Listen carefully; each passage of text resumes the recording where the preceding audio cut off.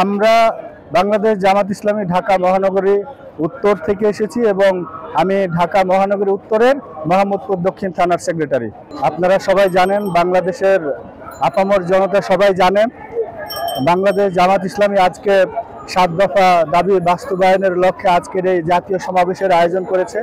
আজকের এই জাতীয় সমাবেশ থেকে বাংলাদেশ জামাত ইসলামীর কেন্দ্রীয় নেতৃবৃন্দ সহ জাতীয় নেতৃবৃন্দ আজকের এই সমাবেশে বক্তব্য রেখেছেন।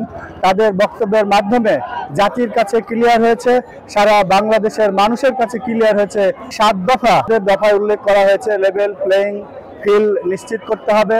এরপরে আমাদের দফায় বলা হয়েছে জুলাই শহীদদের সহ যত গণহত্যা হয়েছে বাংলাদেশে সকল গণহত্যাকারীদের বিচার করতে হবে। এরপরে বলা হয়েছে জুলাই সনদ এই জুলাই মাসেই দিতে হবে। এরপরে বলা হয়েছে মৌলিক সংস্কার করতে হবে, বিচার বিভাগের সংস্কার করতে হবে, এরপরে সুষ্ঠু নির্বাচন দেওয়ার ব্যবস্থা করতে হবে সরকারকে।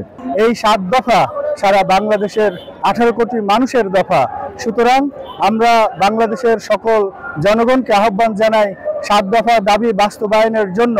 আমরা সরকারকে আহ্বান জানাবো তারা যেন এই 18 কোটি মানুষের এই 7 দফা মেনে নিয়ে আগামী দিনে লেভেল প্লেইং ফিল্ড তৈরি করার মাধ্যমে এবং জুলাই বিপ্লবের জুলাই শহীদদের সহ বাংলাদেশের সকল গণহত্যাকারীদের বিচার করার মাধ্যমে এবং আগামী দিনে পিয়ার পদ্ধতিতে সুষ্ঠু নির্বাচনের মাধ্যমে বাংলাদেশ সহ সারা বিশ্বে বাংলাদেশের যারা ছড়িয়ে আছে সকল নাগরিকের ভোটাধিকার প্রয়োগের মাধ্যমে এবং সকল ভোটারের মর্যাদা রক্ষা করার জন্য আমরা আশা করি এবং দাবি জানাই বাংলাদেশের বর্তমান অন্তর্বর্তীকালীন উদ্যোগ নেবে, আমরা এই প্রত্যাশা রাখছি। বাংলাদেশে বিভিন্ন সময় যে দুর্যোগপূর্ণ আবহাওয়া গেছে এবং বিভিন্ন সময়ে ফ্যাসিবাদী সরকার যে জুলুম নির্যাতন পরিচালনা করেছে এবং বিভিন্ন রকম দুর্নীতি অবিচার করেছে, সবগুলোর প্রতিবাদ জানানোর জন্য সর্বাগ্রে বাংলাদেশ জামাত ইসলামী এগিয়ে এসেছে এবং বাংলাদেশ জামাত ইসলামী দেশের বিভিন্ন বিপদের সময় জনগণের পাশে দাঁড়িয়েছে,